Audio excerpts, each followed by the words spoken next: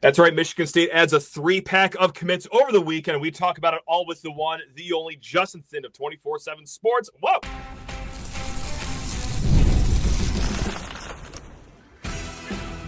You are Locked On Spartans, your daily podcast on the Michigan State Spartans, part of the Locked On Podcast Network, your team every day. Today's episode of Locked On Spartans is brought to you by FanDuel. Right now, new customers can get $200 in bonus bets when your first $5 bet wins. Spartan friends, Spartan family, Locked On Spartans listeners, thank you all so much for tuning in to Locked On Spartans. It's your team every day here on the Locked On Podcast Network. Please rate, review, subscribe, comment below your favorite pickup over the weekend because, Michigan State going into June with no defensive commits, and then here you are, bada bing, bada boom. How about 3 more over the weekend? Things are starting to heat up here for the class of 2026, and we will talk about it all with the one, the only Justin Thind of 24/7 Sports. And Justin, it's June, which used to mean a sleepy offseason here in the world of college football, but now these days, it's popping, as the young kids say. They probably haven't said that in years. What am I doing right now? Anyway, I'll just edit that whole part out. That's fine. I want to stay somewhat young, even with the hairline situation that I got going on. Anyway, let's just talk about the actual kids that have committed to Michigan State here. We got a 3-pack, like we said to start the show. We got KJ Deriso, we got Eliyjah Caldwell-Hardy, and then the latest later on Sunday night, Christopher Knauls. But we will take it all the way back to start the weekend. It's a guy that visited earlier this month. KJ Deriso out of Georgia, 6'1", 165-pound defensive back player. And, hey, it came down to the Wildcats of Kentucky. It came down to the Spartans of Michigan State. And here we are in Locked On Spartans. You already know how this one ended. Committed to Michigan State. Justin, that's right, taking him from an SEC school. That's the talking point I'm going to go with. But what do you like about KJ's game right here? Yeah, definitely long. Like, that's the first thing you see. He's 6'1". Wingspan, I don't know what it is, but it definitely matches up to what it should be for someone that height. The only thing there is that his weight hasn't yet kept up with the height there. So he's listed at 165. I believe he's a little bit more than that now. I think it's like 170, 172. Either way, he's going to have to add quite a bit of weight when he gets here. Unlike kind of Charles Brantley, Deriso kind of has more of a frame to do it. Now, that doesn't always mean you do it. Like we all know the Marcus Bingham sort of dynamic there on the basketball side, but he has kind of everything that it takes to kind of be a good power 4 corner. He mirrors routes well, great footwork. And yeah, Kentucky was the other team there. Both Michigan State and Kentucky offered him, I believe, back in January, and ever since it's been like a 2-team race. Right. I don't know kind of which of the other teams he was considering as maybe a distant third or vice versa, which teams wanted him, whatnot. But yeah, you framed it perfectly. Like this was a win over Kentucky and Kentucky specifically. And Michigan State hasn't had a lot of those. And here they have one in Deriso. And let's just talk about the other secondary player before we get a little more into the weeds of, this staff strategy in recruiting defensive players. And that would be Eliyjah Caldwell-Hardy. Now, I talked about this before the weekend, Justin, is that this is shades of the George Mullins. And of course, everyone knows George Mullins, right? It is the 2025 class from Bushnell, Florida, which where on earth is that? But under the radar kid, plays at a small school. This is certainly the case for Caldwell-Hardy. He plays at a school that there might be more people listening to this episode right now live than actually go to his school. It's a 1A school in Florida, which is the smallest classification down there. So this is a kid that could have very well flown under the radar. I'm sure the staff would heavily agree on that. But do you have the same read that I do? Is that this is a guy that really kind of slid through the cracks here and just plays at such a small school that Michigan State felt like they had a chance to nab a kid from a unheralded program? Definitely. I, with that said, I'm not going to sit here and pound the table and say they got a hidden gem. This kid's going to light the world on fire. I think there's a middle ground there where he probably shouldn't be an 86, but an 86 rating on 24/7 Sports. But at the same time, I don't think that, if he just played at a different school, he'd be a 94 and he'd be the greatest in the class. So yeah, I think water would find its level somewhere in between those two sentiments. The offer sheet also isn't really what you can use to pound the table and claim the kid's overrated. I think this is one of those things where with James Adams, the new safeties coach coming over from Wake Forest, this is a kid that he saw and he pounced on, and I guess we'll see where it goes from here. And kind of the best part where let's just say you're I don't know what to make of this kid yet. The safeties they have coming up next weekend, Desirian Ellis, and another kid that I added to the visitors list earlier this morning who just took an official visit to Tennessee, KJ McClain. Okay. Those guys, they'll take both of those. I think both of those kids are really, really good. So let's say you take 3 safeties and Eliyjah Caldwell-Hardy is the third one. That's a great safety room right there. If that kid is your flyer and your third one. I'm glad you said it that way too, because I'm not, trying to make it sound like, hey, they took him from the jaws of Gainesville, like, oh, that's right, Florida State, that's right, went in your backyard, we stole this kid. But like, I don't know. Obviously, the staff sees something on this film. He does play at a very small school, so I just couldn't help but to make the parallel with George Mullins last year, whose tape, by the way, like I appreciate it. I think I like George Mullins player. But so before the guys that got, or between the guys that got Deriso, the guy we just talked about, Eliyjah Caldwell-Hardy, and then also Braden Thomas. 3 defensive back players, and as many of these guys are in high school, they're versatile. They could play safety, they could play nickel, they could play corner, but that's also, from what I understand, where Michigan State can kind of profile them when they get into college. They're not entirely sure where these guys are going to plug in immediately. Yeah. I can't help but to look at the portal class too that they just took in, and it's a bunch of guys that can play all these positions, a little bit of slot, a little bit of box, free safety. Yeah. That very clearly states the strategy of this staff, right? Is that like, hey, they don't want to like have just guys that are pigeonholed to one position. They want Swiss Army knives on this staff, and it's guys that their stock could considerably rise after their like physical makeup changes. Mm-hmm. So like we already talked about Deriso being like 165 listed, and that's what he played at his junior year. And like if he adds that weight, like the sky's the limit. Braden Thomas, I'm sure you've mentioned this in previous podcasts talking about him. He played at like some sort of weight close to that. And then he added like 10 or 15 pounds since then. Alan True had the specifics of this on our site, but he added, I want to say anywhere from like 12 to 15 pounds. And then after he added that weight, he ran a laser 40-yard dash time at UA Ohio in the 4.5s. So like, and this is so like, these are guys that as they add weight, as they get better, not only does it give them the optionality to play multiple positions like you're saying, but just generally like their stocks could be so much higher. And these guys are kind of flagging them now, while their weaknesses are just kind of that they're a little lighter. There's a lot of other weaknesses kids have with foot speed, hip mobility, all this stuff that you rather wouldn't want to take flyers on. Weight is something you can. Yeah, because I'm seeing these guys like 6'1", 165. It's like, wait a minute.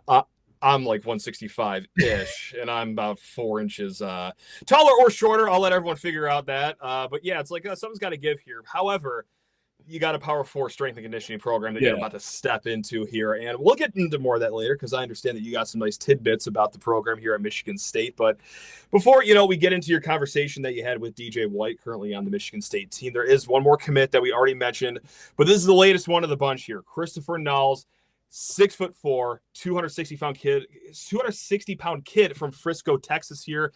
And we mentioned, before the weekend, he already visited Boise last week. He had Houston lined up in Kansas afterward. Clearly, he's committed to Michigan State now at this point. But I got to say, like, a little bit of a versatile kid, just like we talked about with the backfield. But this guy's more of a, is he a pure defensive end? Can he play interior defensive line? Probably some combination of both. Yeah. Is that why the staff loved him so much? Because he can give you a little bit of both here? I think he's probably just going to be a defensive tackle. I think right now he's close to 270. I think at 24/7, the 262 is from his junior season of high school. So yeah, I believe that he's up to 270, and I think they're just going to try to get him up to like 290 by like his redshirt freshman year or something like that. So that'll play. And yeah, like Lone Star Frisco, I didn't fact check this myself, but it seems like it's like a relatively newer school from kind of the way that it was being talked about online. Okay. And already they have proven to be like a great high school program down in Texas. And this is a kid that Oklahoma State and Boise State with the visits he's already taken. And then he had other visits down south as well. I think Kansas, and you said BYU. So those kind of are the schools that are after him. And those are developmental programs right there. So yeah, like this is a great kind of start to the defensive line room. Obviously you got to get more bodies there. This can't be kind of like the only get, and it won't be. So yeah, like this is a great first step in kind of building out that part of the class. Yeah, you mentioned BYU. I think Houston was part of the rumor there, but nevertheless, like regional-ish. I know Texas is massive, so like it's hard to say like, oh, it took them from their backyard, but still, nevertheless, kid come from the south up to the north. That's still a pretty good get for the staff right here. But and the other, when I said Kansas and BYU, that is actually for Nehemiah Cologne, who was the other defensive tackle. Yeah. The NBA playoffs are in full swing, and every night delivers highly worthy performances, major momentum shifts, and can't-miss moments. Whether it's a game-winning shot or a breakout player, there's never been a better time to get in on the action than right now with FanDuel. Now, FanDuel makes it easy to stay in the game before tip-off and live, guys. With player props, performance trends, same-game parlays, fans have more ways than ever to play smart and win big. Guys, if you got a read on who's heating up, why not back it up with the same-game parlay? Fancied a few actionable wagers on Chet Holmgren game 1, and that did not work out well. So you know what that means? He was due for game 2.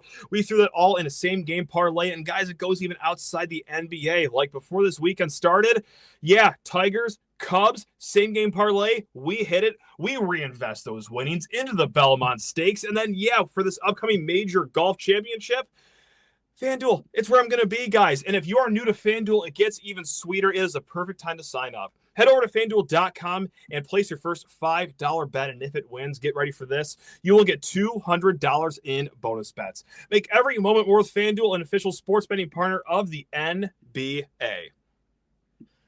So you also had a piece, it wasn't guys that you were crystal balling, but, kind of on the 1 to 5 yard line-ish of crystal balling. And not to give away the whole article because it's behind a paywall. You guys do very hard work there. But can I just mention one guy that visited over the weekend that I just am curious about? Charles Belser from Philly. I know that was one of the guys mentioned there. Yes. Linebacker, 6'2", 235-pound kid. Yep. You still feeling decent-ish about that? I know we're, still technically in the weekend when we are recording this, but anything that changed one way or another? So the thing that we would want to see there in the next few days is if he changes his visit schedule and maybe cancels any other visits and maybe shuts it down. We didn't hear that he committed today before he left, but similar to Braden Thomas, who didn't commit on the visit, he slept on it the next day, then called Iowa State and said that he was going to cancel, then committed on a Tuesday, I think. So that's kind of what we're going to be monitoring here in the next couple of days. Yeah, as far as whether we think Michigan State's lead is still strong enough for him to continue to be seen in the light that he was kind of portrayed as in that piece, I would say, definitely.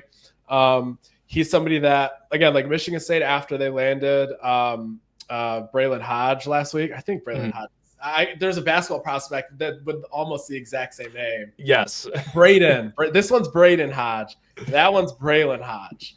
I think this is going to mess with me for just say it confidently enough and we'll believe you. This is Braylon Hodge, and then the basketball recruit I'm monitoring is Braden Hodge. So Braylon Hodge was the linebacker commit that they landed obviously during the first weekend visits, and he, as you've already talked about, like the Iowa offer and the Minnesota offer and all that. So Utah. So he was somebody that they would have been okay being the only linebacker commit, but they didn't want to cancel Belser's visit because he's somebody they wanted as well. Like he was on the same plane. So if we're going to take a second, we want this guy to be that guy, but they're not going to expand the net, offer more guys to get a second. So that's the esteem they hold him in.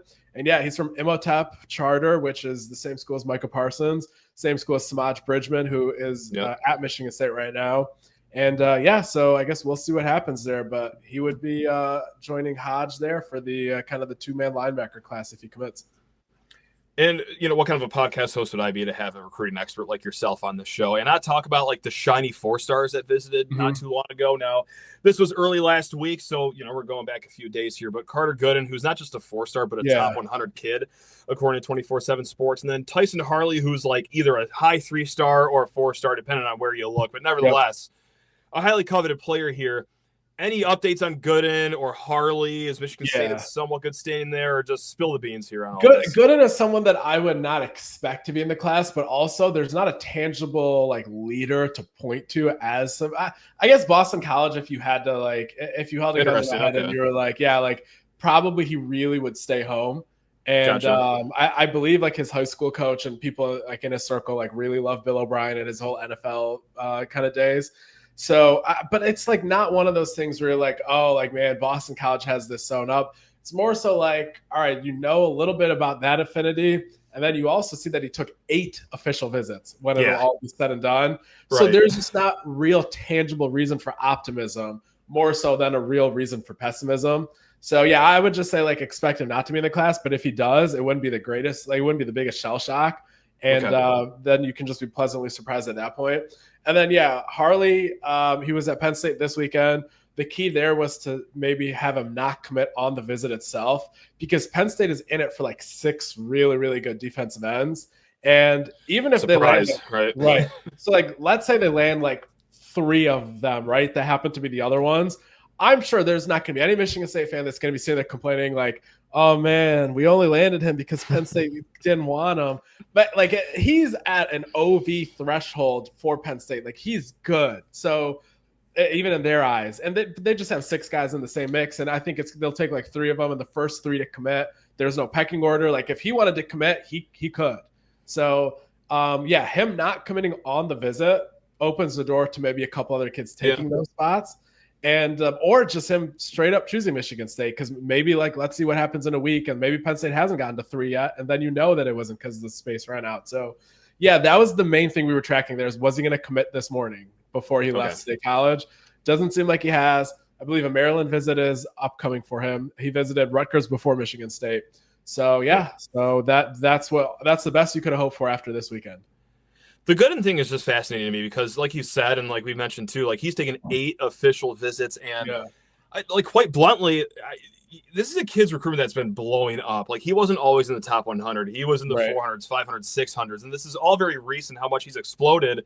So maybe, and this is like the talking transparent and blunt part, it's like he hasn't gotten like those higher level offers yet. So like let's say like these big time SEC schools want to offer him, like those OVs are going to grow to like 9. Dare I say like double-digit official visits for the kid, which, hey, good on you. Take advantage of the opportunity while you have it. But, yeah, I would be remiss if I just didn't ask about the 2 4-star kids here. So there we go. So just to, like, blow it out, let's hop into the blimp here, take, like, a 60,000-foot view of this whole thing. Look, 9 commits for the class right now. You're ranked 48th nationally. And this is something that I've been into the ground here, is that there is a lack of 4-star visitors. There's a reason I wanted to talk about it because, hey, the 2 guys we just talked about, it's them 2. It's Whiting, depending on what site you look at for Coffin. Like there aren't a lot of 4-star visitors here, so I keep bemoaning that point. Like, what's your thought on this? Like, June so far. I know that's just such a lazy, broad question, but really, Justin, like, give us something. Whether it's positive or negative, just speak from the heart, Justin. Speak from the heart. I would say the most candid piece I've ever written that also would articulate this question properly is if people scrolled up my Twitter like a few weeks back, and I called it the right approach, but with partial execution. So personally, I would say that like, if you're trying to win now, there is no possible way that like a whole class of like 90 rated high school kids or 89 rated or 91 rated high school kids, like 7 of them come in, right? That's not going to change your win total the next year by much. Like, even if, let's say, 4 of those 7 top 300-ish kids came in, they're not going to add more than maybe a game to your wins above replacement. I don't even think that much. It depends on what position. Like, you have to crush the portal, because the rest of these kids you land out of high school, they're not going to do much until their redshirt sophomore or true junior years for the most part. The key, though, is that you still have to be getting the guys in the tier right below so that when they do start to get to that age where they can contribute, they are actually good enough at that point. So like if you take a kid like a KJ Deriso, for example, that like another Power 4 program that's good at evaluating wanted him, and you get him, and like, all right, he probably won't do anything until his 3rd year on campus maybe, but then you crush the portal at corner for the 2 years in between, and then he steps in as, let's say, a true junior, redshirt sophomore. That is the way you win at Michigan State. At least that is the way how you get out of this kind of rebuild stage you're in. Yeah. So I don't want to put it in the sense of like high school recruiting doesn't matter, but I would put it in the sense of high school recruiting doesn't matter for your win total over the next 2 years if you're this Michigan State program. If you're selling one good season in the last like 8 years, the kids that last saw that playoff berth were like early in elementary school. Like, you're not going to be able to attract 4-star talent across the board that can start as true sophomores and play as redshirt freshmen or play as freshmen, and start as sophomores. So now you have to just triple down on the portal. You should, like they did last year. Basically what they did last year was, outside of Jace Clarizio, and they wanted to kind of beat Bama and have that momentum, they wanted to beat Ohio State for Aiden West. They quietly held off Derek Simmons, Wisconsin's pursuit for Derek Simmons. Like, you have to get a couple of these guys that maybe can play as sophomores, right? But other than that, you shouldn't be wasting any money on high school kids, and you need to be trying to load up in the portal. And I know nobody wants to hear that. Like, everybody wants to have kids they root for that go to your school that you went to for 4 years, and you can get to that point.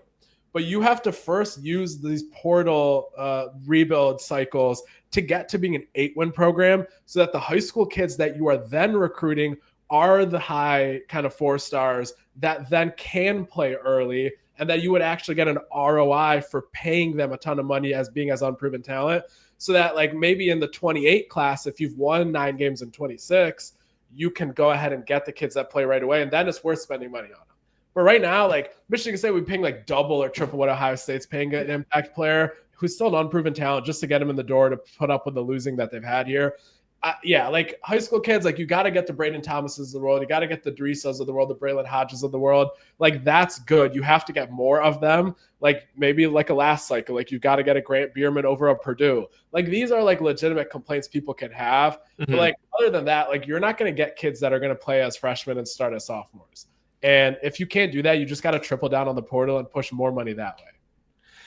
I think also too, and I just want your just honest opinion on this, and I don't think you'll hold that back, but you got to flesh out your high school classes too, and load up position groups. So hey, over time, you're not going into an offseason just like you were last year, redoing your whole secondary, redoing your whole wide receiver room, redoing your whole defensive line, and then also bolstering, if not, I guess you could call it redoing parts of your offensive line too.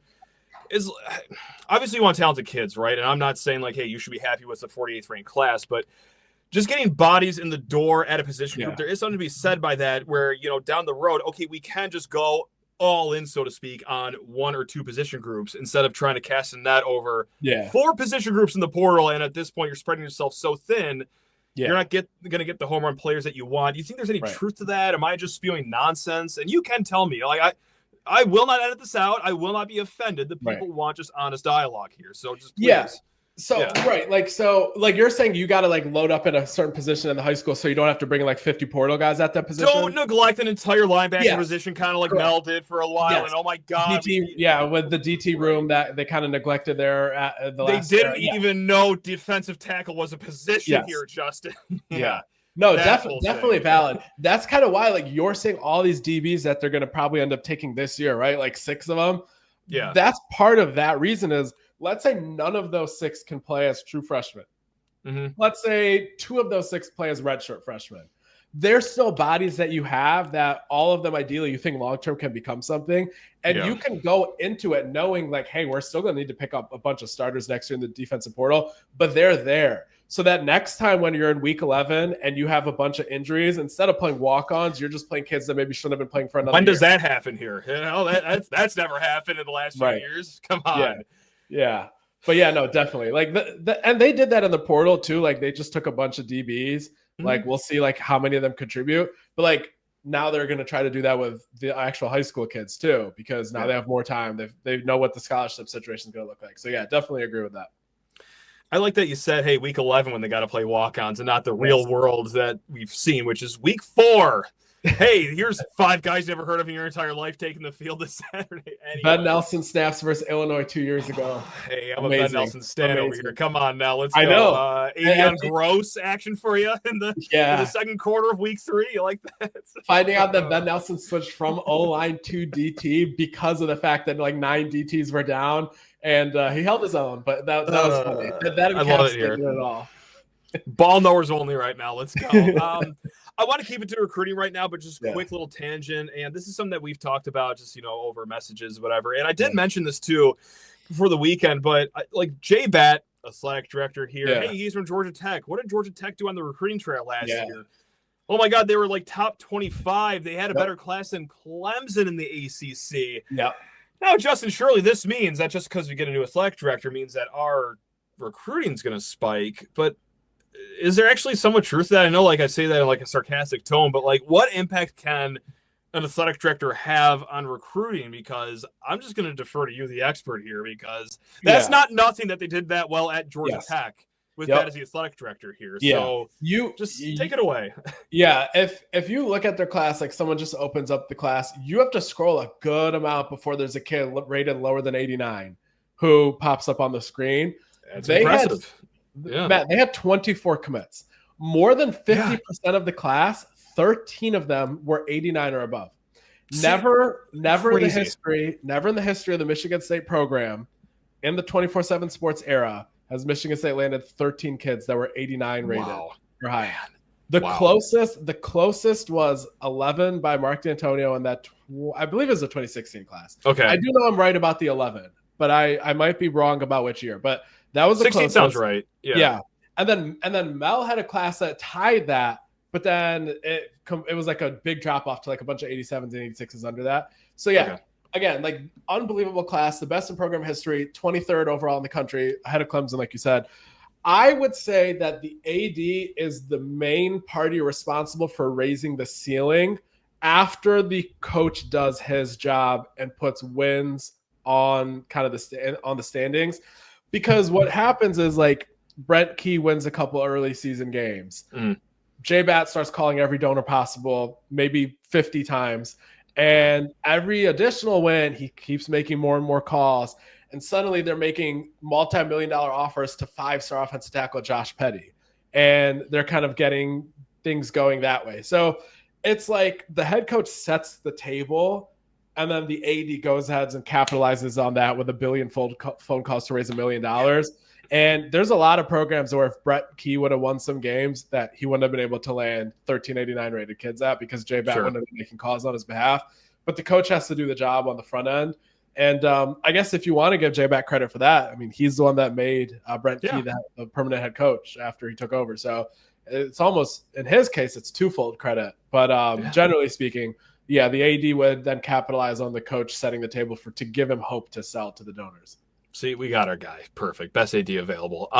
Look, before we let you go, I do want to steal a few more minutes of your time here because you were an exclusive event here today. You saw DJ White, linebacker on this team here. And, you just said that, hey, he has some great things to say about strength and conditioning. So everyone is up 40 pounds of pure muscle.